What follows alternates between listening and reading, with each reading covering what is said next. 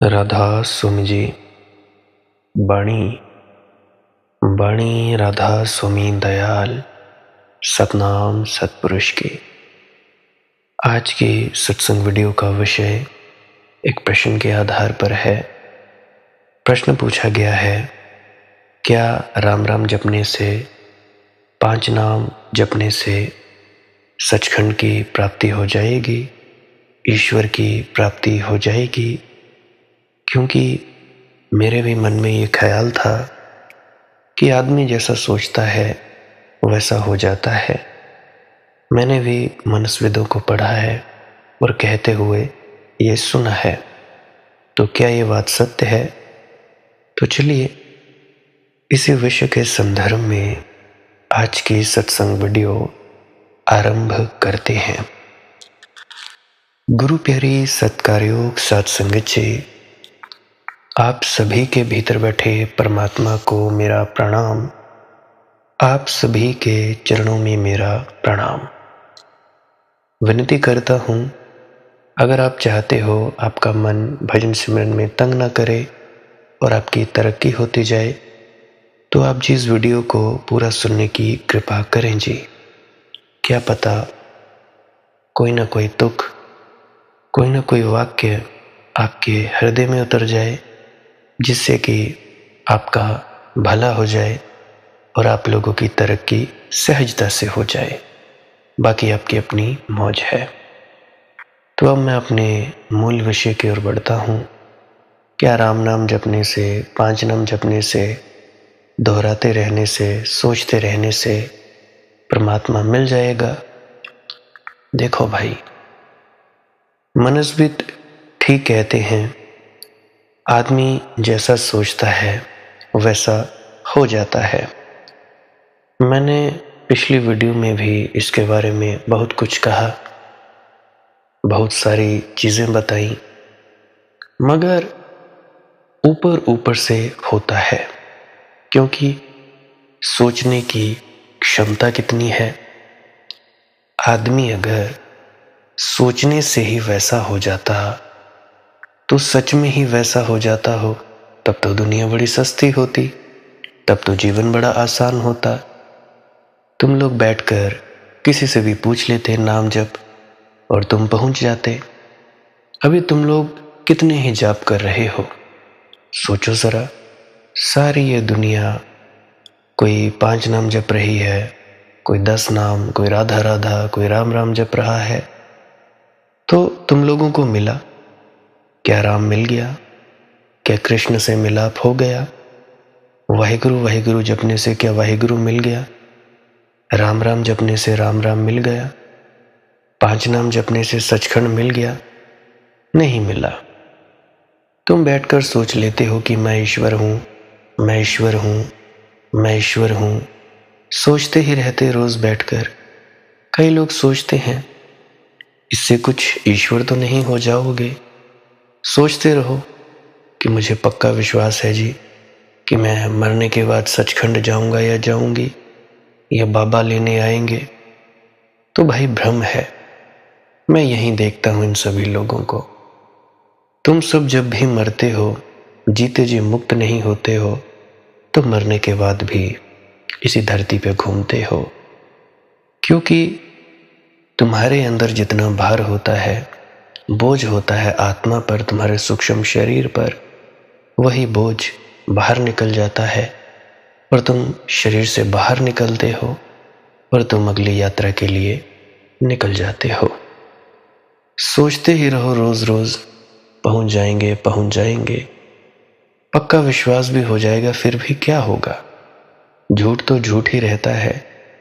असल में तो जितना सोचोगे उतना ही पक्का होता जाएगा कि नहीं हो ईश्वर, नहीं पहुंचोगे सचखंड। अगर ईश्वर थे ही, अगर हो ही, तो फिर सोच क्या खाक रहे हो? अगर कोई पुरुष रास्ते पर चलता हुआ कहता हुआ जाए कि मैं पुरुष हूँ, मैं पुरुष हूँ, मैं पुरुष हूँ, मैं लड़का हूँ, मैं लड़का हूँ, मैं लड़का हूँ, मैं पक्का कहता हूँ कि मैं लड़का हूँ, मैं दृढ़ निश्चय से कहता हूँ कि मैं लड़का हूँ, तो सारे गांव को शक हो जाएगा मोहल्ले को शक हो जाएगा कि मामला कुछ गड़बड़ है। अगर पुरुष हो तो कहने की ज़रूरत क्या? अगर कोई लड़की मुझे सुन रही है तो क्या उस लड़की को साबित करने की ज़रूरत है कि वो लड़की है? अगर कोई स्त्री मुझे सुन रही है या पुरुष मुझे सुन रहा है तो क्या आप लोगों को साबित करने की ज़रूरत है कि पुरुष हो या स्त्री हो? हो तो हो, तुम लोग दोहराते थोड़ा ना फिरते हो कि हम लड़की हैं या हम लड़का हैं, मैं पुरुष हूँ, मैं स्त्री हूँ। अगर हो ही तो कहने की ज़रूरत क्या? तुम लोग जहाँ जाना चाहते हो वहाँ पहले से ही हो, बस आँख खोलनी है। आँख मतलब जागृता में आना है। जागृत होकर तुम्हें देखना भर है और कुछ नहीं करना। मुझे एक कहानी याद आती है, एक बात। एक मुसलमान खलीफा जिसका नाम उमर था, उसने एक आदमी को पकड़वाया क्योंकि वह आदमी घोषणा करता था कि मोहम्मद के बाद मैं ही दूसरा पैगंबर हूँ। मोहम्मद जो नहीं कर पाए अब मैं करूँगा। निश्चित ही कोई और देश हो तो लोग बर्दाश्त कर ले, मुसलमान तो बर्दाश्त नहीं कर सकते। उनकी तो बर्दाश्त की कोई सीमा है ही नहीं, उनके पास तो धैर्य है ही नहीं। फौरन पकड़ लिया गया, लोगों ने मारा पीटा और खलीफा के पास ले चले। खलीफा भी बहुत नाराज हुआ। उसने कहा कि एक ही ईश्वर है और उस ईश्वर का एक ही पैगंबर है और उस पैगंबर का नाम है हज़रत मोहम्मद। और कोई ना पैगंबर है और ना कोई ईश्वर है। ये पकड़ तो मुसलमानों की ऐसी है कि जैसे मैंने सुना है कि नसीरुद्दीन भाई नास्तिक हो गया था, तो किसी ने पूछा कि नसीरुद्दीन भाई, अब तो तुम नास्तिक हो गए, तुम्हारा सिद्धांत क्या है? उसने कहा कि मेरा सिद्धांत है कोई ईश्वर नहीं है और उसका एक ही पैगंबर है, हज़रत मोहम्मद। ऐसी पकड़ है कि ईश्वर नहीं है तो भी, मगर हज़रत मोहम्मद तो पैगंबर है ही। तो खलीफा बहुत नाराज़ हुआ। उसने कहा कि 7 दिन के लिए इस आदमी को जेल खाने में डाल दो, बेड़ियां लगा दो। 7 दिन का मौका देते हैं तुझे सोचने का। समझ ले, सोच ले, तय कर ले। अगर होश में आ गया तो ठीक, नहीं तो गर्दन काट दी जाएगी। 7 दिन का अवसर देते हैं, अगर तू क्षमा मांग लेगा छुटकारा हो जाएगा तेरा। उस आदमी को खंबे से बांध दिया गया, कोड़े मारे गए। 7 दिन सब तरह से सताया गया। 7 दिन बाद उमर गया जेल खाने में। वह आदमी बंधा था खंबे से, लहूलुहान था। पूछा कि कहो अब क्या विचार है? उसने कहा ईश्वर एक, उसका नया पैगंबर मैं। उसने कहा तुझे होश नहीं आया? इतना पिटा कूटा, खून जगह जगह जम गया है, जमीन पर खून जमा है, खंभे पर खून जमा है, चमड़ी जगह जगह कट गई, तुझे होश नहीं आया? उसने कहा होश? मुझे पक्का भरोसा हो गया है कि मैं पैगंबर हूँ, क्योंकि जब मैं चलने लगा तो ईश्वर ने खुद ही कहा था कि मेरे पैगंबर सदा बहुत सताए जाते हैं। अब तो मुझे पक्का ही भरोसा आ गया। तभी एक दूसरा आदमी जो किसी दूसरे खंभे से बंधा था खिलखिलाकर हंसने लगा। उमर ने पूछा कि तू क्यों हंस रहा है भाई? उस आदमी ने कहा मैं इसलिए हंस रहा हूँ कि मैं स्वयं परमात्मा हूँ और मैं तुमसे कहता हूँ कि यह आदमी झूठ बोल रहा है। इसको मैंने कभी भेजा ही नहीं, मोहम्मद के बाद मैंने किसी को भेजा ही नहीं। वे इसलिए पकड़े गए थे सज्जन कि वे अपने ईश्वर होने की घोषणा कर रहे थे। घोषणा तो तुम लोग भी कर सकते हो आसानी से, क्या कठिनाई है? रोज सुबह से उठकर मंत्र जपो, अहम ब्रह्मस्मि चिदानंद रूपा शिपोहम शिवोहम। जपते ही रहो, जपते रहो, जपते रहो। छाप पड़ती जाए, पड़ती जाए, संस्कार गहरा होता जाए तो एक दिन नींद में भी तुम कुर्राने लगोगे। अहम ब्रह्मस्मि यानी मैं ही ब्रह्म हूँ, ये परमात्मा। मगर ये तो विचार मात्र है। नहीं, ऐसे कोई नहीं जानता ब्रह्म होने को। ब्रह्म होने को जानने का उपाय दूसरा है, बिल्कुल उल्टा। निर्विचार हो जाओ। अहम ब्रह्मस्मि दोहराना नहीं है। एक ऐसी शांत, मौन, शून्य अवस्था जहां कोई विचार की तरंग नहीं रह जाती, वहां अनुभव होता है कि मैं परमात्मा हूं। लेकिन उस अनुभव में मैं का कोई अनुभव नहीं होता। ये तो भाषा में कहना पड़ता है, इसीलिए कह रहा हूं। उस अनुभव में सिर्फ परमात्मा है, ऐसा अनुभव होता है। उसमें, उस मैं में और सभी समाहित होते हैं। उस मैं से सब मैं समाहित होते हैं। तो भाई, जितना भी जाप करते जाओ, अभी कुछ है, मैं रोज कहता हूं कुछ नहीं करना, कुछ नहीं करना, कुछ नहीं करना। फिर वही सवाल, लोग आते हैं कि जी हमने नामदान नहीं लिया है, हम बिना नामदान के ध्यान में बैठ सकते हैं। चलो बैठें भी, तो जपें क्या?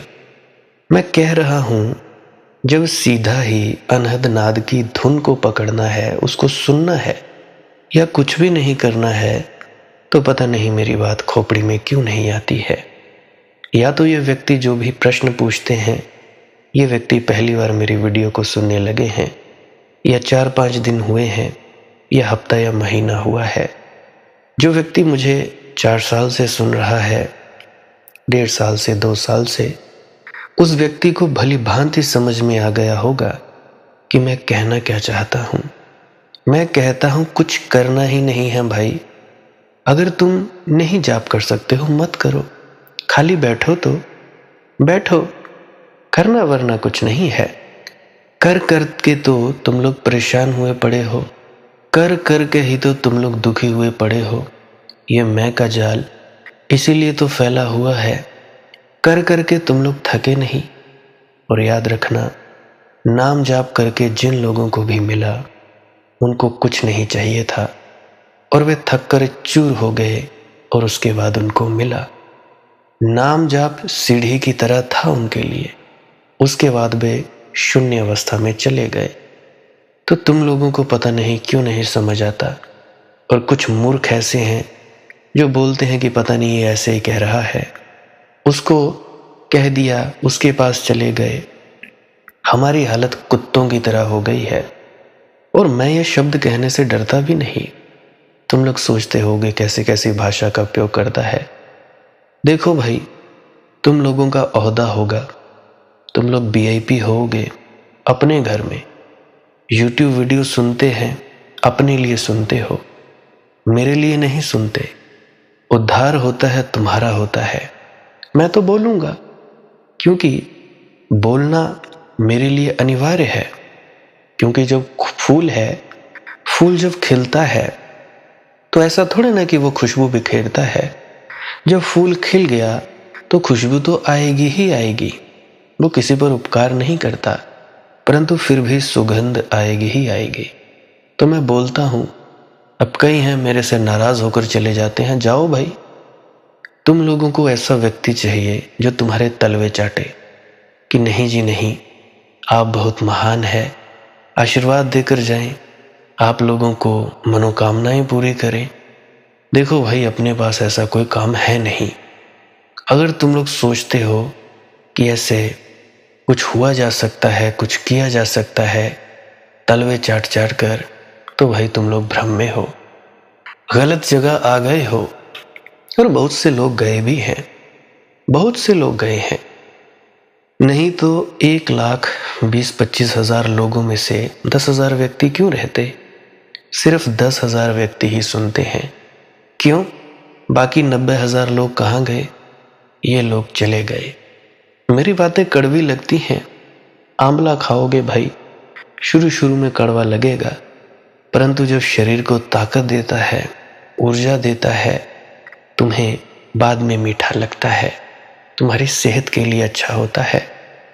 तुम लोग जाते हो सिद्धों के पास, महापुरुषों के पास, जो तुम लोगों की मनोकामनाएं पूरी कर दे, पूरी तरह से मनोकामनाएं पूरी करे, और भाई तुम लोग उसकी जय जयकार करते हो।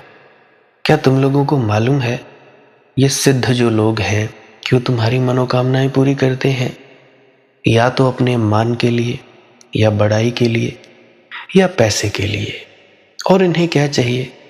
तुम लोग देखना, जांचना और परखना। जिन जिन लोगों के पास तुम जाते हो अपनी इच्छाएं लेकर, वो तुम्हारी जेब देखता है। और कई तो ऐसे हैं मिलने तक नहीं देते। तुम्हारे पास उनका मोबाइल नंबर तक भी नहीं होगा, जानते तक नहीं होगे तुमको, तुम्हारा नाम पता तक नहीं मालूम होगा उनको। बस तुम लोगों ने फोटो खिंचवा ली, हाँ हम गए थे जी, उस महात्मा के पास गए थे जी। अरे क्या तुम लोगों को सच में मालूम है कि तुम लोग जानते हो उस महात्मा को? जो भी सिद्ध बुद्ध पुरुष बैठा है तुम लोगों को दे रहा है। कोई पैसा देता है, कोई बच्चे देता है, कोई जायदाद देता है, कोई कुछ देता है तो कोई कुछ देता है। तो तुम लोग जरा सोचो, अगर तुम्हारी जेब में पैसा नहीं होगा, क्या वो तुमसे बात करेंगे? बिल्कुल नहीं। भाई आओ और जाओ, वीआईपी लोग जाएंगे, बातें करेंगे, बैठाएंगे, चाय पानी पिएंगे। ये तो है तुम्हारे महात्माओं का हाल। स्टेटस देखकर, धन देखकर तुम लोगों को देखा जाता है। हालांकि कई दफ़ा मैं अपने घर में हुआ करता था, तो घर में मुझे बात याद आती है नामदान के वक्त की। मैंने दाढ़ी मूछ बढ़ाई थी, बढ़ाई क्या थी, बड़ी हुई थी, कटवाने का वक्त नहीं मिला। कैपरी पहनी हुई थी, नीचे चप्पल। मेरी मासी जी आई हुई थी। मासी जी आई, कहने लगी दीपू कहाँ जा रहा है? शाम के 3-4 बजे होंगे। मैंने कहा जी मैं नामदान लेने जा रहा हूँ। अच्छा तो तू सुंदर बन के क्यों नहीं जाता? तू अच्छे कपड़े पहन कर जा, दाढ़ी मूछ कटवा कर जा।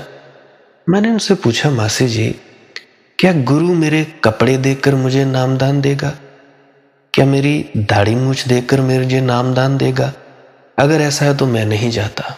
फिर उनके बेटे ने उनको चुप करवाया, मेरी मासी जी के छोटे बेटे ने, कि माँ तो चुप रहे, इस पागल से बहस करना ठीक नहीं। तो ये है हाल। स्टेटस देखेगा क्या गुरु तुम्हारा कि तुम लोगों ने अच्छा कपड़ा पहना है या नहीं पहना है? अरे सोचो तो, चप्पल में भी तुम जाओगे ना उसके पास, तब भी वो तुम्हें स्वीकार करेगा। और याद रखना, गुरु वही है जो तुम्हारी कामनाओं की पूर्ति की बात ना करे, तुम लोगों को सुधरने के लिए कहे, तुम लोगों को ईमानदार होने के लिए कहे, हमेशा तुम्हारे भोग को काटने में लगे कि बस बहुत हुआ, अब भाई अब तो सुधरो, नहीं तो क्यों तुम लोग टिके हुए हो? जितने भी तुम लोग हो, जितने भी, क्यों मेरे पास टिके हुए हो? सुधरे हो? तुम्हारे घरों में कलह क्लेश खत्म हुआ है, तुम्हारे घरों में सुख शांति आई है, ध्यान में आनंद आने लगा है, अच्छे इंसान हो गए हो, इसीलिए तुम मुझे सुन रहे हो रोज रोज और धन्यवाद देते हो व्हाट्सएप पर कि भाई तुम्हारा शुक्रिया। देखो भाई, शुक्रिया मेरा नहीं, शुक्रिया अदा तुम खुद का किया करो, क्योंकि तुम लोगों ने मेरी बात मानी, अमल में लाए, तभी तो तुम्हारा उद्धार हुआ, तुम्हारा कल्याण हुआ। अगर मेरी बात ही नहीं मानते तो तुम्हारा कल्याण होगा क्या? कैसे होगा भाई? तो भाई अमल करना भी बहुत ज़्यादा ज़रूरी बात है। परंतु तुम लोग हो, जाते हो अपनी कामनाएं लेकर, ये हो जाए जी, वो हो जाए, ये दे दो जी, वो दे दो, फालतू की बकवासबाजियों में पड़े हुए हो, फालतू की बकवास। कोई मुझे कुछ सलाह देने आता है, कोई मुझे कुछ सलाह देने आता है। मैं पूछ लेता हूँ कि भाई तुम मुझे सलाह देने आए हो या मुझे सुनने आए हो? सीधी सी बात। मैंने जो भी किया है भाई, वो सोच समझ कर ही किया है। 24 घंटे होश, ये मेरी बात याद रखना, 24 घंटे होश। अब तुम लोग जाते हो पैसा लेकर, बुलाते हैं कमरे में, चाय बिस्किट नमकीन देते हैं तुम्हें, जाते हो। जो पैसे वाला है वो डेरा बाबा सखी सुल्तान वाले बाबा जी भी अक्सर कहा करते हैं कि अमीरों के सब हैं, गरीबों का कोई नहीं। कोई नहीं पूछता भाई, गरीबों की बात कोई नहीं सुनता, बस स्टेटस देखते हैं, सिंबल देखते हैं। अभी तो कई दफ़ा बहुत से लोग हैं जिनके घर में खाने को नहीं है और मतलब कि ऐसी दशा है कि दे नहीं सकते पैसा, वो मुझे दान देने की कोशिश करते हैं तो मैं डांट दिया करता हूँ, क्या तुम्हारे पास है? क्या तुम्हारे में इतनी समर्थ है कि अपने परिवार को पालो? फिर वो कहते हैं कि नहीं। अरे फिर क्यों दे रहे हो? अगर तुम्हारी सामर्थ्य है नहीं तो दे क्यों रहे हो? अगर होगी तो मैं मांगूंगा, अभी तो मुझे कोई जरूरत नहीं है, जब होगी तो मैं बोलूंगा। इसमें क्या दिक्कत है भाई? होगी तो मांगूंगा, अभी तो कोई जरूरत नहीं। जिनसे मैं मांगता हूं वो मुझे मिल भी जाता है। मांगता मैं उसी से हूं जो दे सकता है। अब अगर तुम लोग कमाते हो 100 रुपया, दे रहे हो मुझे 90 रुपए, तो भाई तुम्हारा तो नहीं चलेगा। तो डांट भी दिया करता हूं। तो भाई कामनाओं वाले व्यक्तियों के पास तुम जाते हो तो कामनाएं ही पाओगे। अक्सर मैं कई दफा तुम लोगों को उपाय भी बता देता हूं, क्योंकि तुम लोगों की बदौलत YouTube के माध्यम से मुझे भी पैसे मिलते हैं। तो भाई तुम लोगों का नमक खाया है तो बताना तो पड़ेगा। परंतु 99.99% मेरा जो फोकस रहता है वो तुम्हारे कल्याण के लिए रहता है कि तुम लोग बस मुक्त हो जाओ इस जीवन से, मत रहो यहाँ से, यहाँ पे रहो ही मत। इसलिए तुम लोगों को मेरी बातें कड़वी जरूर लगती होंगी, पर याद रखना, आंवला शुरू शुरू में कड़वा जरूर लगता है, बाद में मीठा हो जाता है, शरीर को ताकत देता है, पोषण देता है। तो भाई तुम लोग नाराज होते हो, होते रहो, मेरा क्या जाएगा। सुधरना है तो सुधरो, नहीं सुधरना है तो मत सुधरो। अब चोर है, चोर चोरी करता है, अगर तुम लोगों को बात मेरी चुभती है तो भाई इसका सीधा साफ मतलब है कि तुम लोगों में बेईमानी है। अगर नहीं चुभती तो भाई सीधी सी बात है। अब मान लो कोई व्यक्ति है वो चोरी करता है, उसको बोलोगे तू चोर है तो वो चिढ़ेगा। मान लो कोई व्यक्ति, अब आप लोग ही आप में से कोई ईमानदार भी है, ईमानदारी है आप लोगों में, मैं कहूँ कि भाई तू चोर है, आप सीधा कहोगे कि यार मैं हूं तो नहीं, मुझे मेरे माँ बाप ने ईमानदारी सिखाई है, तो आप लोग चिढ़ोगे नहीं। तो ठीक उसी प्रकार से मेरी बात चुभती उन बेईमानों को है जिन लोगों के भीतर बेईमानी है, नहीं तो क्यों चुभती भाई। अब इतने लोग मुझे सुनते हैं, कई तो कह देती हैं आंटियां, कई दादियां कह देती हैं कि बेटा तुम डांट देते हो तो मन को ठोकर लगती है। कभी कभी बुरा तो लगता है हमें, परंतु हम जानते हैं कि हमारे भले के लिए है। ऐसे ऐसे भी हैं जीव जो मेरी बात सुनते हैं, खुले मन से सुनते हैं और खुद में देखते हैं कि कोई कमी तो नहीं, खुद की कमी को ठीक करते हैं। इसे कहते हैं बेईमानी और ईमानदारी में फर्क। और ईमानदारी और सच्चाई में कोई भिन्न भेद नहीं है। सच्चाई से चलोगे तब भी बढ़िया रहेगा, ईमानदारी से चलोगे तब भी बढ़िया रहेगा। और बढ़िया कर्म करते रहो, बढ़िया बढ़िया कर्म करते रहो निष्काम भावना से। बेईमानी मत करो, अंदर कुछ बाहर कुछ। अब तो मैं रोज रोज कहूंगा भाई, तो इसमें मैं इतना ही कह रहा हूं कि भाई मेरी बात उसी को ही चुभेगी जिसमें कोई बेईमानी होगी। जिसमें होगी नहीं वो प्रतिक्रिया देगा क्यों? क्यों देगा? अगर तुम लोग क्रोधी हो, मैं कहूंगा है गुस्सैल आदमी, तो तुम लोग और गुस्सा हो जाओगे क्योंकि तुम लोग हो। अगर कोई शांत होगा तो मैं कहूंगा है गुस्सैल आदमी, तो वो शांत ही रहेगा। जैसे महात्मा बुद्ध जैसे व्यक्तियों पर लोग थूक जाते हैं उन पर, तो महात्मा बुद्ध जैसे व्यक्ति क्या पूछते हैं, भंते तुम्हें क्या कुछ और कहना है, कहो। तो वो व्यक्ति चला जाता है घर पे। तो महात्मा बुद्ध जैसे शांत व्यक्ति, इतनी ज्यादा शांति, गुस्सा है ही नहीं, मतलब ही कोई नहीं, तो उनके भीतर अगर गुस्सा होता तो वे जवाब देते, पलटकर लाठियां चल जाती, पत्थर चल जाते। शिष्य ही उनके इतने थे कि वो व्यक्ति उसी वक्त ही खत्म कर दिया जाता, परंतु नहीं, अगर हमारे अंदर कोई कमी है तो उसका सुधार हमें ही करना होगा।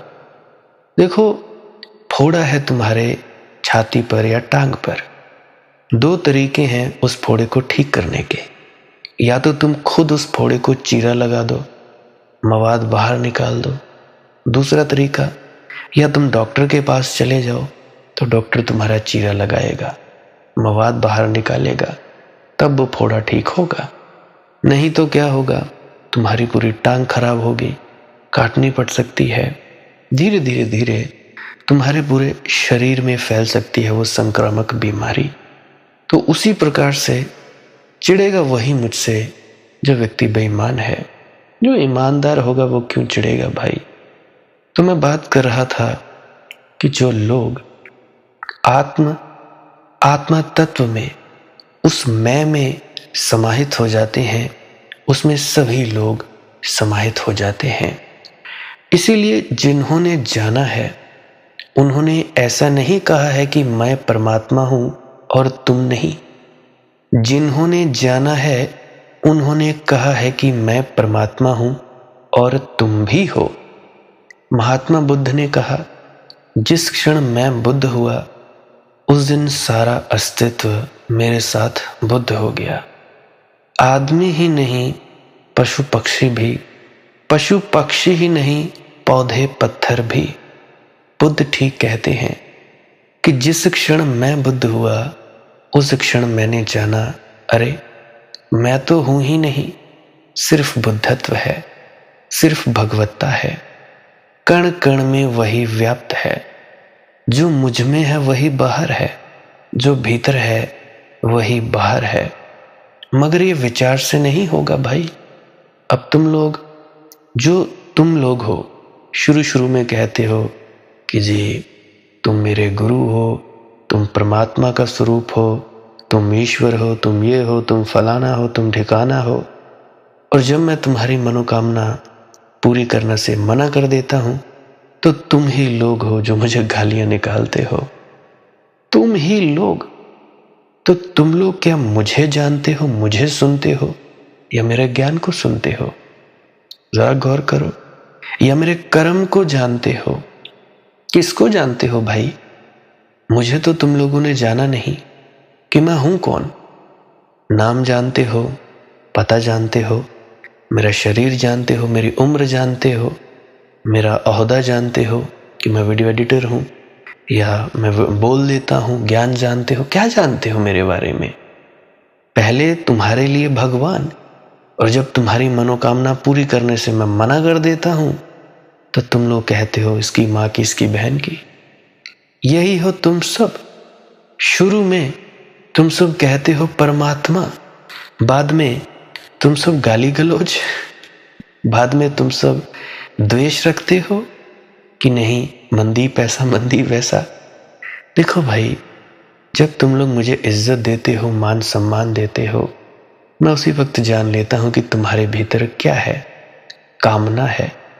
कुछ ना कुछ चाहते हो तुम लोग। और याद रखना, जो भी तुम लोग चाहते हो, जो भी, अब तुम लोग परमात्मा को प्राप्त करने की इच्छा तो व्यक्त करते हो, परंतु उसके पीछे तुम्हारा जो असली मकसद होता है वो दुनिया को पाने का होता है, दुनिया की कामना को करने का होता है। परमात्मा को सामने करते हो और पीछे खड़े हो जाते हो कामना को लेकर। मैं जानता हूं, इसीलिए तुम लोग मुझे मान दो, सम्मान दो, इज्जत दो, गाली निकालो। मुझे क्या लेना देना तुम लोगों से भाई? जरा सोचो, क्या लूंगा तुम लोगों से? क्या चाहिए? कुछ भी नहीं चाहिए। अगर कुछ चाहिए होता तो स्टेज लगाकर लूट लेता तुम सबको। और तुम लोग तैयार हो लूटने के लिए।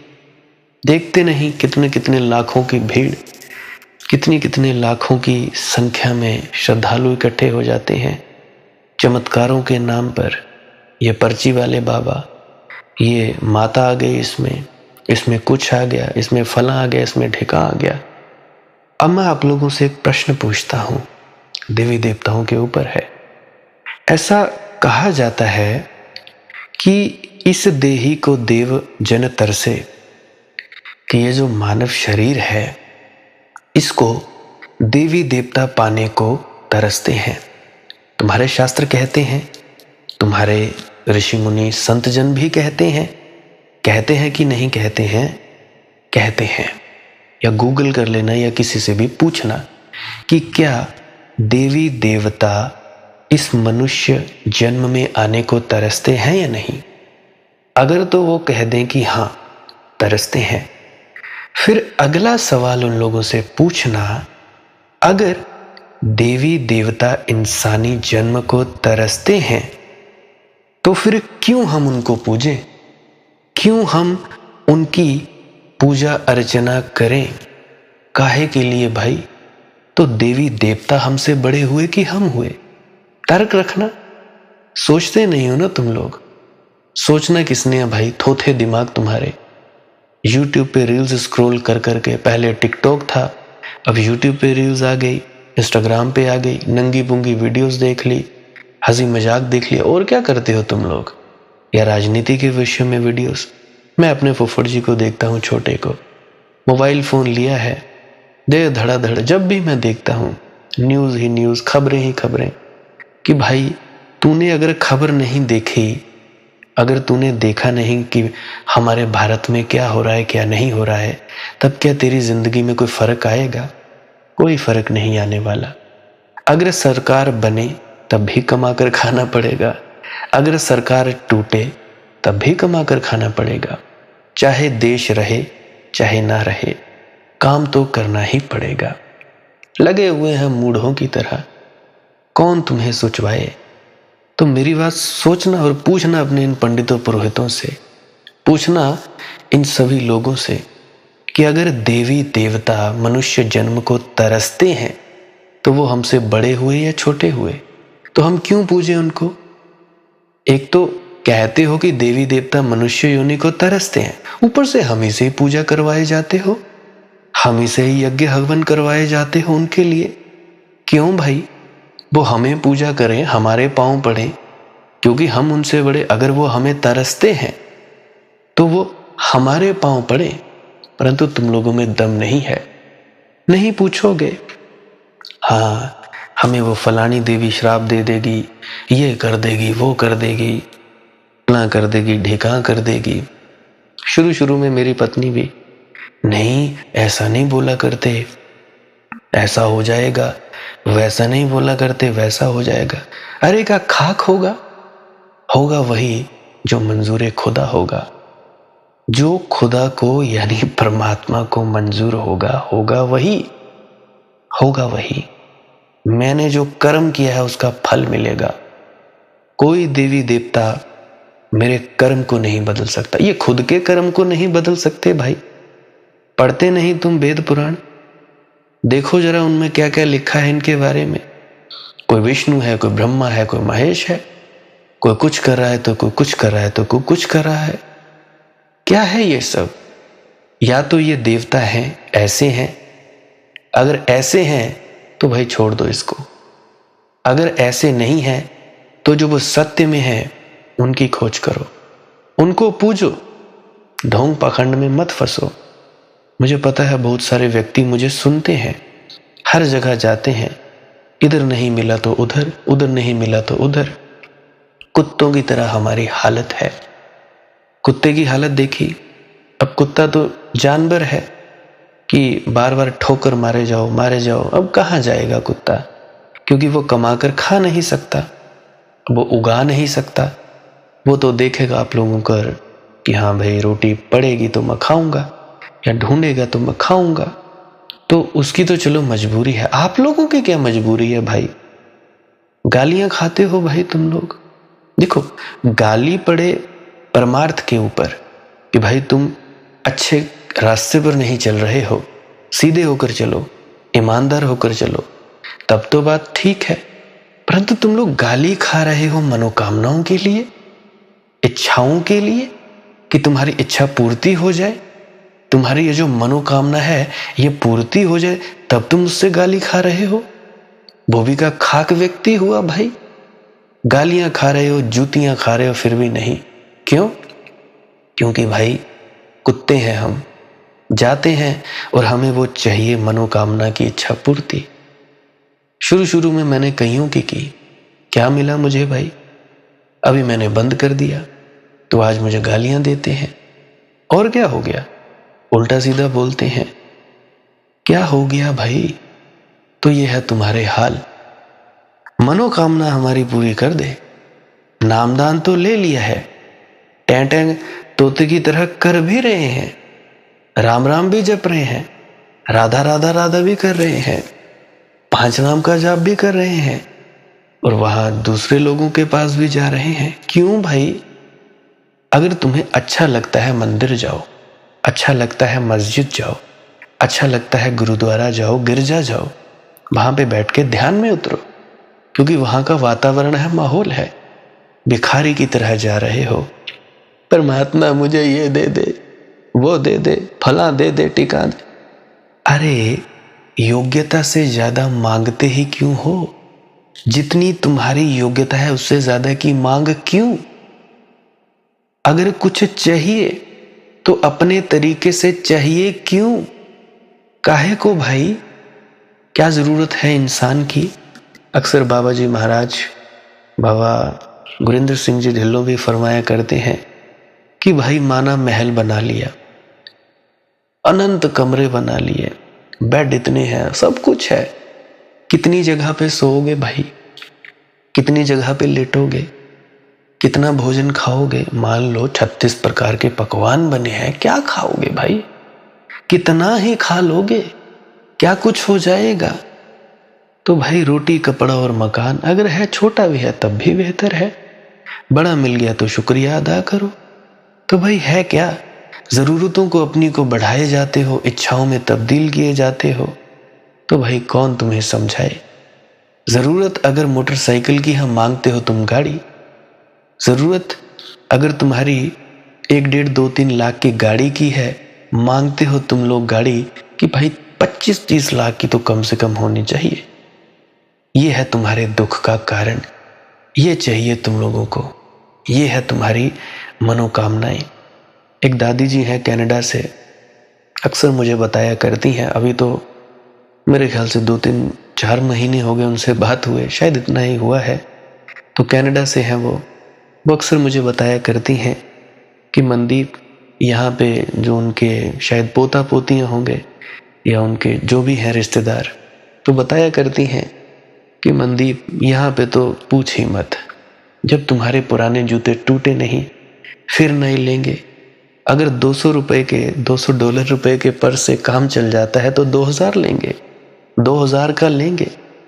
और वो फरमाती कि मैं तो उसमें ही सस्ते में ही देख लेती हूँ। सस्ता क्या है, पैसा ही डालना है उसमें, मोबाइल फ़ोन ही डालना है। तो वो अक्सर मुझे अपना घर का माहौल बताया करती कि जब ज़रूरत ही नहीं है तो करते क्यों भाई इतना इतना खर्चा, इतनी इतनी महंगी चीज़ें। तो वे आप भी थी भाई, मैं अनुभव की बात बता रहा हूँ जो मुझे वो बता रही हैं कनाडा से कि भाई ज़रूरत है तुम्हें $100 की वस्तु की, तुम खर्च कर रहे हो $2000। ऐसा ही इंडिया में है, दिखावे के दिखावा चाहिए कि पड़ोस वाले व्यक्ति ने इतने रुपए का ये ले लिया तो हम भी लें। दिखावे के दिखावट की जिंदगी है तुम्हारी, इसलिए तुम्हारी मनोकामनाएं हैं और तुम उन मनोकामनाएं को पूरी करने के लिए इन बाबाओं के पास जाते हो, सिद्धों के पास जाते हो, और ये सिद्ध तुम्हें नोच नोच के खा लेते हैं। ये बलात्कारी क्यों हो जाते हैं? किसी का कत्ल क्यों कर दिया जाता है? वासनाओं से तो खुद भरे हैं। क्यों भाई क्यों? इनका अपना कल्याण नहीं हुआ, क्या तुम्हारा कल्याण करेंगे? अभी तुम सब नामदानी सज्जन हो, तकरीबन सभी 70 से 80% लोग तुम लोग नामदानी सज्जन हो, बच्चों को छोड़कर। कुछ होंगे जो बड़े भी जिनको नहीं मिला, फिर भी कुत्तों की तरह मांगने जाते हो। अगर अब भी शर्म नहीं आई तो कभी नहीं आएगी। फिर तुम बोलोगे कि भाई ऐसे ऐसे शब्द। अरे भाई और क्या बोलूं, लोरी सुनाऊं तुम लोगों को? तुम लोग ठीक नहीं होते। सबसे पहले मैं प्यार से बोलता हूं, प्यार से बात बने तो बने, फिर मैं डांटता हूं, फिर बात बने सो बने। फिर एक ही आखिरी रामबाण इलाज, दुख दे दो। दुख वो सीधी लाठी है सर पे। क्यों आते हैं तुम्हारी जिंदगी में दुख? योग्यता से ज्यादा चाहिए, दिखावट की जिंदगी चाहिए, परंतु अपने तरीके से चाहिए, और बेईमानी की जिंदगी। बेईमान हो भाई तुम सब, ईमानदारी से नहीं चलते। ईमानदारी सबसे बढ़िया तरीके से चलना है, चाहे आध्यात्म में चलो, परिवार में चलो, चाहे संसार में चलो। कई दफा कोई आ जाता है कि भाई हमारा इसके साथ चक्कर है, हमारा उस लड़की के साथ।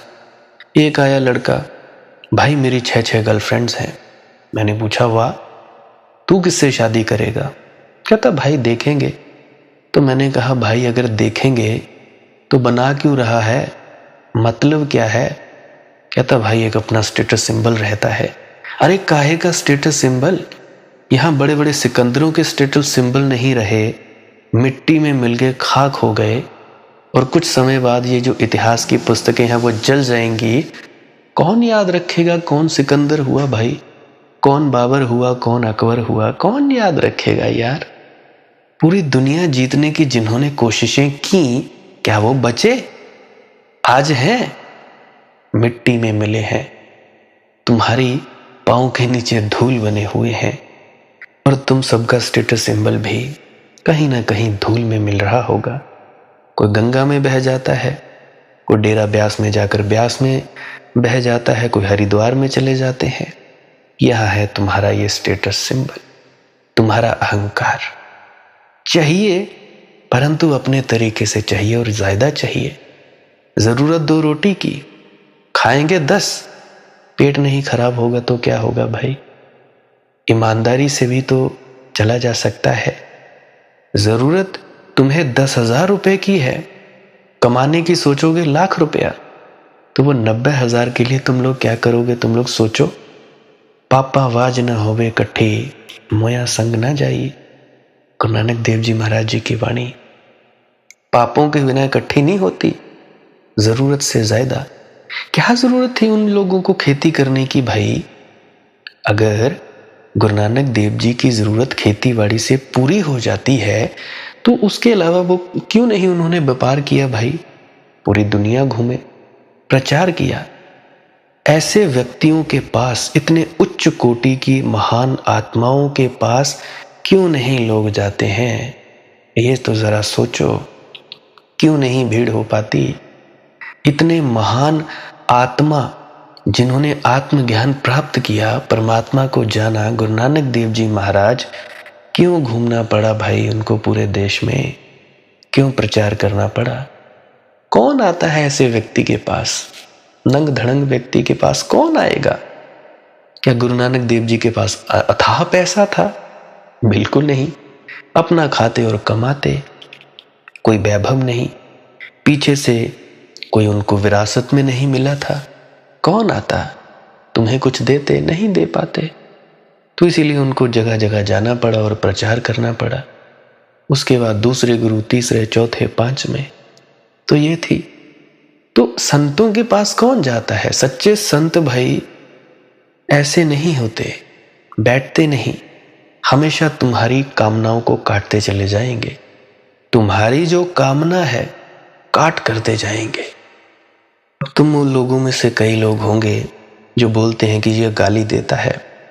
तो गुरु नानक देव जी महाराज क्या तुम लोगों को फूलों को हार पहनाया करते थे? इस वाणी में वाणी है उनकी, असंख्य मूर्ख अंधकोर, कि असंख्य मूर्ख अंधकोर, असंख्य चोर हराम खोर, असंख्य अमर कर जाहि जोर, असंख्य गलवड हत्या कमा, असंख्य पापी पाप कर जा, असंख्य मलिच्छ मल पख खा, नानक नीच कहे विचार, वर्या न जावे एक बार। देखो गुरु नानक देव जी महाराज कोई फूलों की मालाएं नहीं पहना रहे हैं। तो भाई सुधरो, अच्छे हो जाओ, अपनी कमियों को उतारो। अगर खाली राम राम जपने से तुम्हारा उद्धार होता होता तो अब तक हो गया होता। अगर खाली 5 नाम जपने से तुम लोगों का उद्धार हो गया होता तो कब का हो गया होता। अरे जिन गुरुओं ने तुम्हें ये नाम दिया उनको कितना वक्त लगा पूछो तो, करो प्रश्न उन्हें। क्यों नहीं करते कि बाबा जी आपको कितना वक्त लगा, तो वे बताएंगे अपनी यात्रा किस तरह से उनको क्या क्या वक्त लगा। परंतु नहीं, पूछने का दम नहीं। सवाल जवाब में भी क्या प्रश्न पूछते हैं, बाबा जी मुझे आपसे बातें करनी है, अच्छा लगता है। बाबा जी मेरी बेटी बीमार है। बाबा जी मेरा भाई कहना नहीं मानता। मेरा फलाना बीमार है, ये है वो है। ये है तुम्हारे प्रश्न। अरे गुरु ने अगर मौका दिया है प्रश्न पूछने का तो भाई कोई ठीक ठाक प्रश्न तो पूछो। बाबा जी मेरी शादी नहीं हो रही, कब हो गई? तो आगे से फिर वो भी तुम्हारे जैसे ही प्रश्न के उत्तर देंगे।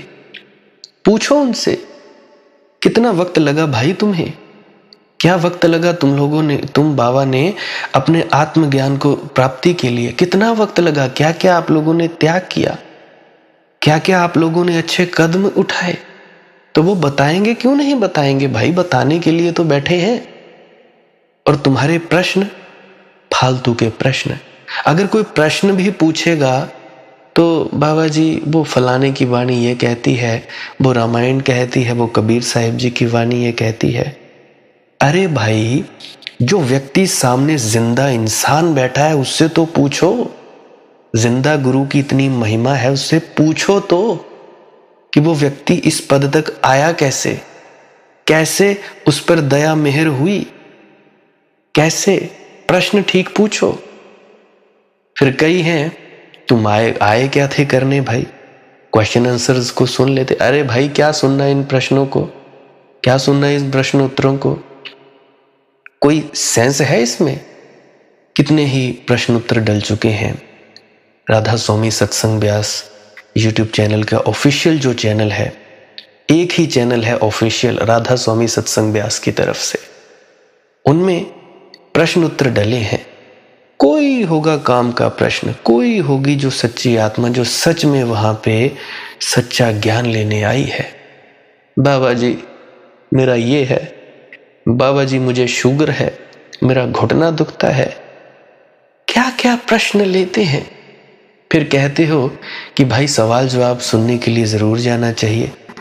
क्या होगा भाई, तुमसे अच्छे तो फॉरेनर्स प्रश्न पूछते हैं उनसे, बिल्कुल दिल साफ उनके, छल छिद्र नहीं होते उनमें, छल कपट नहीं करते। गुरु के सामने खड़े होकर भी बेईमानी ही बेईमानी, बेईमानियों के प्रश्न पूछते हो तुम सब।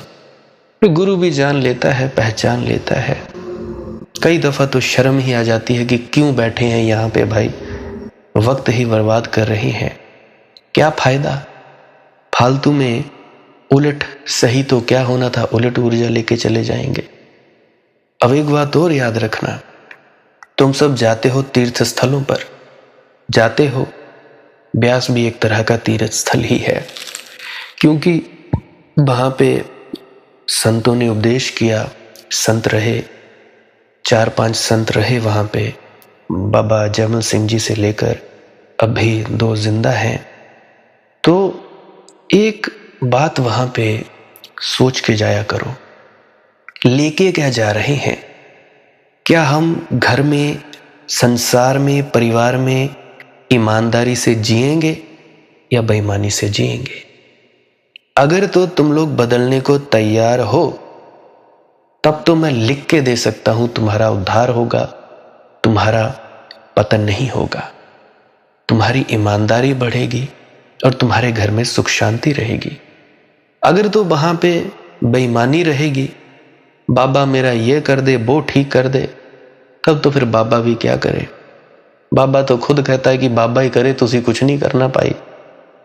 मुंह तुहाडे च बुरकियां पाई जावा, मुंह भी हिला देवे बाबा, तो भाई घर पे आकर तुम्हारे कलेश ही जाएंगे।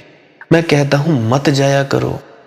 गुरु के पास भी जाना और घर में ये संकल्प करके जाना, जब चलने लगो कि बाबा मैं बदलूंगा या मैं बदलूंगी, मैं पूरी तरह से चलूंगी इस मार्ग पर या चलूंगा, तब होगा फायदा। ऐसे बाबा बाबा चिल्लाने से, राधा स्वामी मुझे बड़ा प्यार है जी, मेरा बड़ा प्रेम है, ऐसे ये मगरमच्छ के आंसू रोने से कुछ नहीं होगा, कुछ नहीं होने वाला। क्या लोग सोचते हो तुम सब कि डेरा ब्यास में जो बैठे हैं सभी पहुंचे हुए हैं? स्व पहुंचे हुए हैं। ऐसे ही है भाई, वहां पे भी वही राजनीति है, वहां पे भी वही कलह क्लेश है। तो वहां पे देखो तो बाहर बाहर से दिखेंगे बड़े राधा स्वामी जी। देखो तो हॉस्टल्स में जाकर, उनके अपने घरों पे जाकर देखो, किसी की कोई परेशानी होगी, किसी की कोई परेशानी होगी। 90% जनता ठीक, बाकी 10% वही के वही। तो भाई किसी तीर्थ स्थल पर जाओ, किसी डेरे में जाओ, तो वहां से लेकर के आते हो ये मायने रखता है। अच्छाई लेकर आते हो, ईमानदारी लेकर आते हो। जैसा बर्ताव तुम लोगों ने डेरे में किया, क्या तुम वैसा बर्ताव घर में कर सकते हो? अगर तो कर सकते हो तब तो ठीक, अगर दिखावे ही करने हैं तब तो फिर ढोंग पाखंड हो गया, बेईमानी हो गई। किसी ने पूछा था कि ईमानदारी और बेईमानी में फर्क बताओ भाई, तो आज फर्क ही बता रहा हूं, ईमानदारी और बेईमानी का फर्क। तो भाई अगर बदलाव के लिए जा रहे हो तो जाओ, नहीं तो तुम्हारी जिंदगी खराब कर देगा। बिल्कुल वहां की ऊर्जा आएगी तुम में। देखता हूं मैं कईयों को, कोई बस में चढ़ा है, लड़ रहा है, गाली दे रहा है। एक बार तो मैं शायद कॉलेज टाइम में था या शायद 11वीं 12वीं में था, ब्यास से आए, उतरने लगे, तो मैं टेम्पू में बैठा था, मेरे से शायद कोई गलती हो गई, तो स्त्री ने मुझे इतनी जोर से थप्पड़ मारे जिसका कोई हिसाब नहीं। हमारे ही गांव से मेरे ख्याल से 1.5-2 किलोमीटर घर है वहां पे उनके, वहां से टेम्पू गया था पूरा ब्यास में। तो भाई तुम लोग लेकर के आते हो, वहां से सीख कर के आते हो ये बेईमानियां या ईमानदारियां। अपने फुफड़ जी की बात बताऊं, बुआ जी के जिस घर में मैं यहाँ पे रहता हूँ, पहले ही दिन में आया, शायद 1 हफ्ता हुआ होगा यहाँ पे आए हुए मुझे, तो मेरे फुफड़ जी आए, खड़े हुए थे यहाँ पे साइड में। तो वहाँ से देख रहा मैं कि पानी या सामने जो पड़ोसी हैं उनके आंगन से होकर जा रहा है। तो मैंने कहा कि फुफड़ जी, आपका ये जो इतना झगड़ा झांसा है, तो क्या नहीं करते कि यहाँ से एक नाली निकालो, पाइप डालो और बाहर निकाल दो। वो कहते ये जो जमीन नीचे इन्होंने हमारी नीचे दबाई हुई है, अपने हिस्से की हुई है, उसका क्या होगा? मैं समझ गया इस व्यक्ति में भी बेईमानी है। जरूर इसको 35 साल हो गए डेरा ब्यास में सेवा करते, परंतु वहां पे पल्ला झाड़ के ही आता है ये व्यक्ति। उसके बाद मैंने उनको सलाह नहीं दी। एक बार और मैं गया ऊपर, बीमार हुए पड़े थे, थोड़ा 10 मिनट की दूरी पर घर है इनके। तो मैं ऊपर बैठा हुआ मैं अपने मस्ती में चाय पी रहा तो फुफड़ जी बोल रहे, बेटा अब तो भजन सिमरन होता नहीं, अब तो महाराज जी ही करवाएंगे तो होगा। तो मैंने कहा यार महाराज जी तुम्हारे मुंह में तो नहीं डालेंगे रोटी, महाराज जी ने जो देना था दे दिया, रीसिटिंग में भी तुम बैठे। और सबसे बड़ी बात, मैं यहाँ पे बैठा हूँ, इस सोफे पर बैठा हूँ, मेरी चेतना पूरे इस कमरे में फैल गई है। अगर तुम फायदा उठाने वाले हो, फायदा उठा सकते हो तो उठा लो मेरी मौजूदगी का। इससे ज्यादा बेहतर और आसान और सरल चीज मैं तुम्हारे लिए क्या कर सकता हूं? और तो मैं कुछ नहीं कर सकता। मैं बैठा हूं, मेरी चेतना फैली है, तुम उतर जाओ भी ध्यान में। परंतु नहीं बेटा, हमसे ना होगा, हमारा शरीर कमजोर है। बहानेबाजियां देखो लोगों की, बेईमानी तो देखो। पाना चाहते हैं परमात्मा को, बेईमानी, ईमानदारी नहीं। ईमानदारी हो तो कोई बात नहीं भाई, देखा जाएगा। अगर तू कहता है तो मैं तेरी बात पे विश्वास करता हूं। पता भी है उनको कि ये व्यक्ति कुछ अलग टाइप का है, ये बहुत अपने असूलों का पक्का है, कोरा आदमी है, पता भी है उनको, परंतु फिर भी क्या करे। कईयों को घर बैठे कुआं पानी पिलाने आ जाए तब भी वो नहीं पी पाते। कईयों को दूर जाकर जाना पड़ता है, तब जाकर मिलता है। कद्र कद्र की बात है, जैसा बाबा जी महाराज फरमाया करते हैं। तो भाई लेकर क्या जाते हो घर में, ये चीज मायने रखती है। तुम्हारी सेवाओं पे हाजिरियां नहीं देखी जाएंगी, तुम कितनी देर बैठे वो नहीं देखा जाएगा। तुम व्यक्ति कैसे हुए भाई, कैसे व्यक्ति हुए तुम? ईमानदार हुए, सच्चे हो गए या झूठे हो गए? इसीलिए तुम लोग दुखी हो, तुम लोगों का पतन हो रहा है। तो देखो, मैंने अभी बात बताई अपने फुफड़ जी की, 35 साल हो गए इस व्यक्ति को, फिर भी वो द्वेष नहीं मिटा, वो राग नहीं मिटा। केस चलाए जा रहे हैं, चलाए जा रहे हैं। हालांकि होना तो ऐसा चाहिए था कि भाई देखो, हाथ जोड़कर विनती है, ऐसा ऐसा कर लो, कोई बात नहीं, तो क्या हो जाएगा, सुलह करने की सोचते, परंतु नहीं। अब मैं अपने घर पे गया, अपनी बात बताता हूं, अपने घर पे गया, गुरु रविदास जयंती थी, घर पे गया, मेरी माताजी ने मुझे बुलाया, मैंने उनसे बातचीत की, कमरे में भी बैठा, परंतु मेरे पिताजी अपने ही अहंकार में चूर, ना बैठे ना बोले। अब कौन क्या कहे भाई, क्या कहे? विनाश काले विपरीत बुद्धि, ये है हमारे हाल, ये है हमारा हरकत। क्या लेकर जाते हो? और उंगली उठती है हमारे गुरु पर। भाई वहां क्या दूध लेने जाते हो, ऐसा बोलते हैं लोग। आम लेने जाते हो, क्या करते हो वहां पे? इतनी सेवा करता है तू, फिर भी तुम में ये है, इतना द्वेष है, इतना राग है, इतना तुम्हारी चिपकाहट है। ये है हमारा हाल, पल्ला झाड़ कर आ जाते हैं। तो भाई हाँ, बाबा जी महाराज भी हमेशा कहा करते हैं सत्संग में कि हम सभी यहाँ पे यही संकल्प लें या यही सोच कर जाएं यहाँ से उठने से पहले कि हमने करना क्या है, अच्छे होना है या नहीं, या भजन सिमरन करना है या नहीं। ये वो भी कहते हैं। तो मैं तुम लोगों से कहता हूं कि भाई तुम लोग जाते हो किसी मंदिर, मस्जिद, गुरुद्वारा या किसी तीर्थ स्थल पर, लेके क्या जाते हो घर पे? ईमानदारी या बेईमानी? कई दफा मैं देखता हूं कुछ लोगों को, कई मेरे साथ भी जाते हैं, मेरे साथ गए, जो व्यक्ति जरा सी मेरे साथ खटर पटर किए, मैं जाना ही बंद कर दिया। शुरू शुरू में मेरे माता पिता जाते थे, मेरे पिताजी का भी वही हाल, वहीं पे भी वही गुस्सा, वही राग द्वेष। फिर मैंने उनके साथ जाना बंद कर दिया। फिर उसके बाद मेरे रिश्तेदार जाने लगे, फिर उनका भी वही रवैया, फिर उनके साथ भी जाना बंद कर दिया। फिर उसके बाद और भी मिलने आते हैं, देख लेता हूँ एक दो बार कि इनका बर्ताव कैसा है। बस दिखावा ही है, दिखावे से ज्यादा कुछ नहीं, अंदर कुछ बाहर कुछ। एक नहीं, दो नहीं, तीन नहीं, हर व्यक्ति में मैंने ऐसे ही देखा। कईयों से मैं मिलने जाता, डेरा व्यास के जहाँ पे 8 नंबर गेट है वहाँ पे मिलता, कईयों को मैं दूसरी जगह मिलता, तो मैं देखा वही वही के वही है।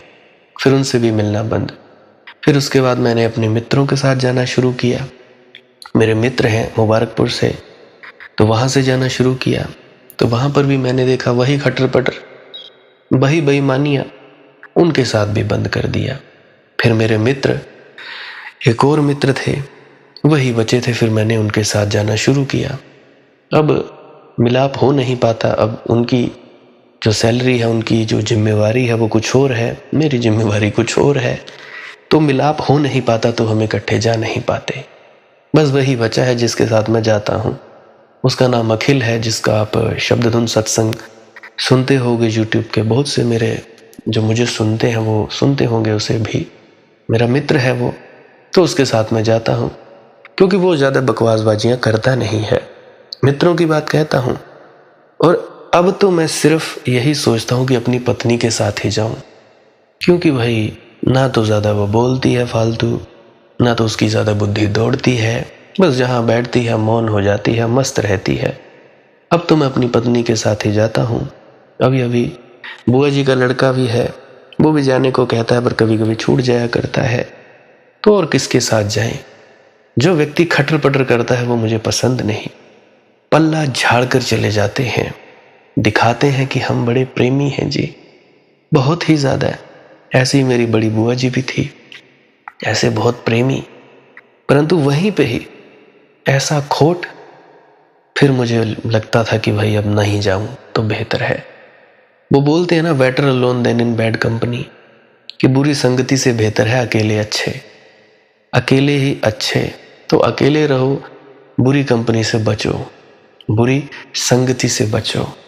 जैसा कि बाबा चरण सिंह जी अक्सर फरमाया करते थे कि साधु संतों के साथ रहोगे, साधु संतों जैसे होते जाओगे, शराबियों के साथ रहोगे तो शराबी होते जाओगे। असर तो पड़ता ही है ना भाई, तरंगों तरंगों का फर्क है। हमारी तरंग दूसरे को प्रभावित करती है, दूसरे की तरंग हमें प्रभावित करती है, तो ये होता ही होता है। तो भाई जहां भी जाएं पल्ला झाड़कर मत जाएं, वहां पे लेकर आए उपदेश, ज्ञान उपदेश।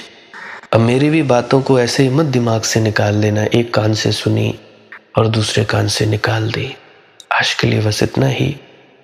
बहुत कुछ कह दिया, वक्त हो जाता है, क्या करूं, तो माफ़ी चाहूँगा अगर कुछ अधूरा मैंने छोड़ दिया हो बोलने में।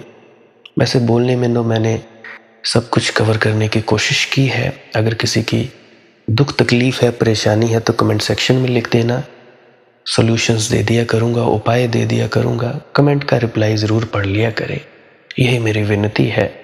आध्यात्म के मामले में कभी भी मैसेज, कभी भी। बाकी रही कामनाओं की बात, वो तो आप खुद भी पूरी कर सकते हो, वो तो अपने आप भी पूरी हो सकती हैं। तो भजन सिमरन किया करें, ध्यान में डूबा करें, कुछ ना करने के लिए अवश्य बैठा करें, श्वास क्रिया अवश्य किया करें। भजन सिमरन क्या है? भजन और सिमरन दो अंग हैं। सिमरन है कुछ शब्दों का जाप करना जो आपको आपके सद्गुरु द्वारा बताए जाते हैं। कोई भी जाप हो सकता है, कोई भी शब्द हो सकते हैं। करना क्या है? किसी कमरे में बैठ जाइए, या रात को बैठ सकते हैं, सुबह बैठ सकते हैं, या जब भी आपको फुर्सत के लम्हे मिले बैठ सकते हैं। तो जब बैठें तो शरीर को बिना हिलाए डुलाए बैठना है।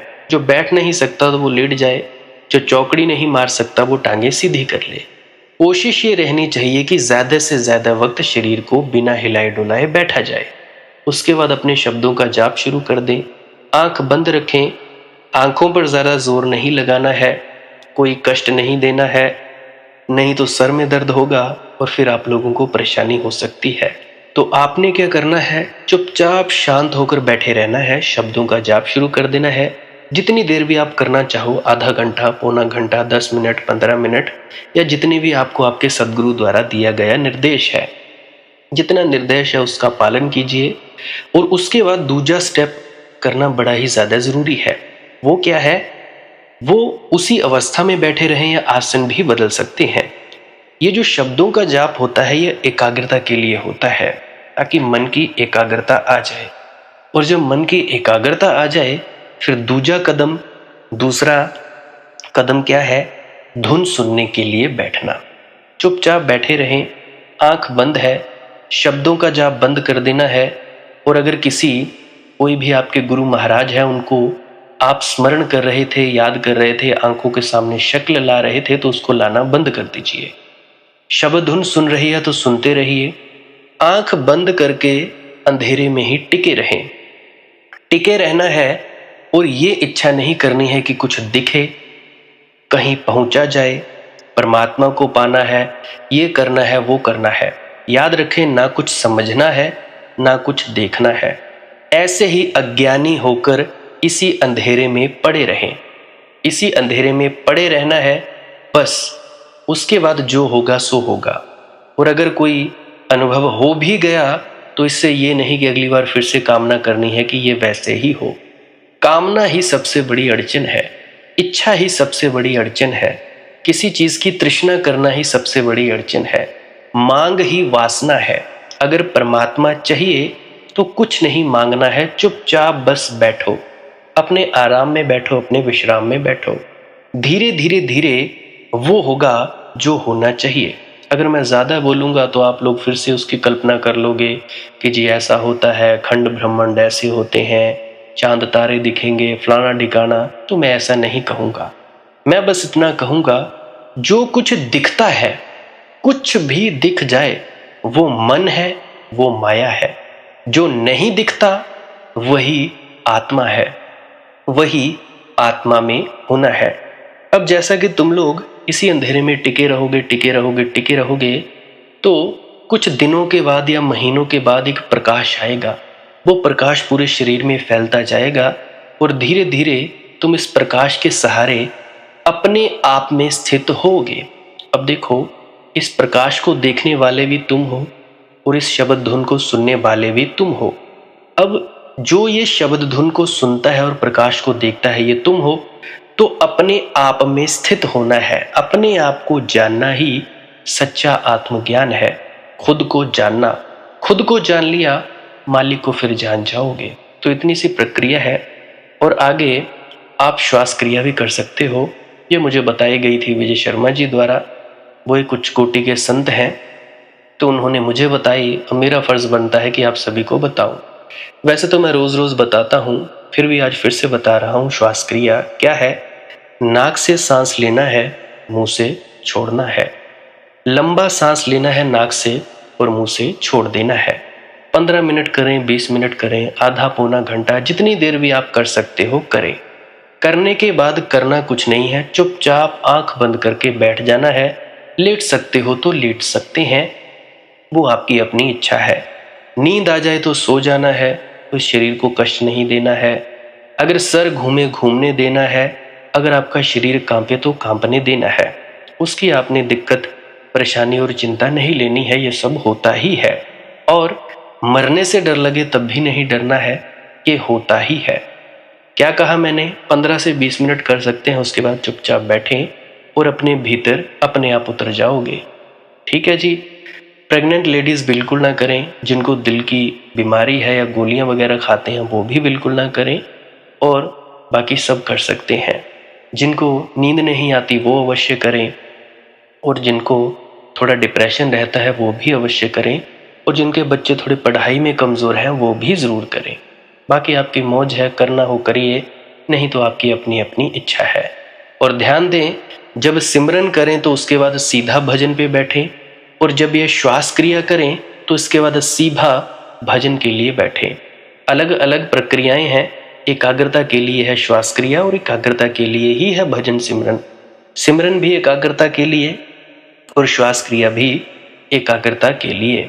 ठीक है, मिक्स नहीं करना है, अलग अलग करिए। अगर श्वास क्रिया करी तो उसके बाद सीधा धुन सुनने पर बैठें। अगर सिमरन के शब्दों का जाप किया उसके बाद फिर से धुन सुनने पर बैठें। बाकी आपकी अपनी मौज है, जो आपको रुचे वो कर सकते हो। अगर धुन सुनने लगे तो धुन सुनने पर ही डायरेक्ट बैठा जाए, परंतु श्वास क्रिया मत छोड़ना, क्योंकि श्वास क्रिया करने से शारीरिक, मानसिक और आध्यात्मिक लाभ मिलता है। तो बाकी आप कीजिए, आपकी मौज है। और कोई प्रश्न है तो कमेंट सेक्शन में पूछ सकते हैं, या इंस्टाग्राम, टेलीग्राम, फेसबुक पे सर्च करें मालिक की मौज सत्संग, तो वहाँ पे पूछ सकते हैं। प्रश्न पूछने से पहले एक विनती, आप लोग पुरानी सत्संग वीडियोस को अवश्य सुनिए। क्या पता आपके प्रश्नों के जवाब मिल जाए और आप अपने भीतर ध्यान में उतर जाएं। बाकी आपकी अपनी मौज है। लाइक कर सकते हैं इस वीडियो को अगर आपको कुछ सीखने को मिला है, और कमेंट सेक्शन में राधा स्वामी ज़रूर लिखें। सब्सक्राइब कर सकते हैं इस चैनल को अगर रोज़ रोज़ नए नए सत्संग सुनना चाहते हैं। और बाकी आप सत्संग लगा के छोड़ दीजिए, और बस छोड़ दीजिए। सुनते सुनते आप ध्यान में प्रवेश करेंगे या तो आप जी सो जाएंगे, तो आपकी मौज है। बाकी आप लोग अगर शेयर करना चाहो अपने मित्रों तक तो कर सकते हैं, नहीं तो मालिक की मौज है, कोई चक्कर नहीं है। आप मुझे इतने अंत तक सुनते हो, इतने अंत तक सुनने के लिए आपका बहुत बहुत शुक्रिया, बहुत बहुत धन्यवाद। और मुबारक हो आप लोगों ने जो आनंद प्राप्त किया। अब मैं अपने गुरु महाराज को प्रणाम करता हूँ, आप सभी के भीतर बैठे परमात्मा को भी प्रणाम करता हूँ। मेरा प्रणाम स्वीकार करें। राधा स्वामी जी।